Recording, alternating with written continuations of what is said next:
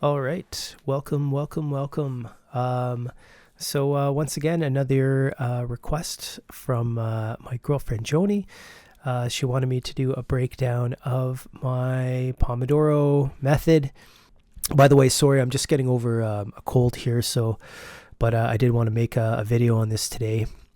So the Pomodoro technique, and this is from Google, is a time management method based on 25-minute stretches of focus work broken by 5-minute breaks. Longer breaks are typically 15 to 30, are taken after 4 consecutive work intervals. Each work interval is called a Pomodoro. So what does all this mean? So for me, the way I do this, and credit when I was in the Bob Reynolds studio, this was something that he suggested, and I like it for a few reasons. So firstly, let's just talk about the method. So I'm using this Pomodoro timer called Pomo Focus. I'm not in any way sponsored by them or anything like that. I was just looking for something that was free, that did what I wanted. So you can set up your own timers and just do 25-minute intervals, which is the standard Pomodoro interval.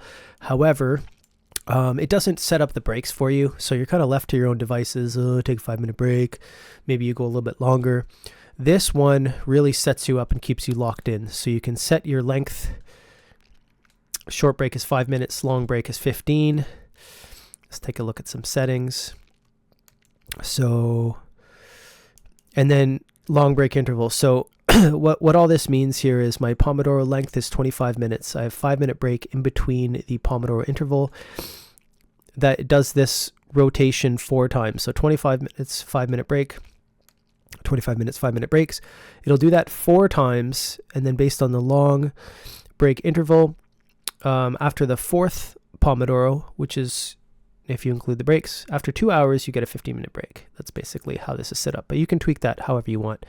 I find that is pretty focused. I like to auto start my breaks, auto start Pomodoro, so it just keeps going. So there's no way for me to goof off unless I want to opt in and manually pause the thing, which you can do. You can add tasks, so then it'll kind of keep it'll keep a log of things. I don't tend to use the tasks. It's a little too clunky for me to have to do that when I want to practice, to be like, oh, what am I working on? Type it in.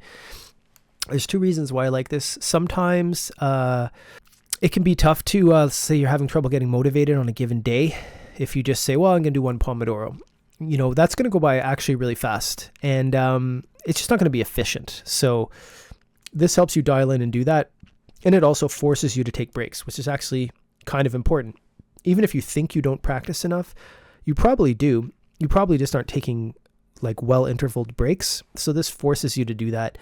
So that's my basic method. That's pretty much the Pomodoro timer and how I use it. If you have any questions, I love productivity hacks and things like that. So feel free to comment or send me a message or whatever you like. Thanks, guys.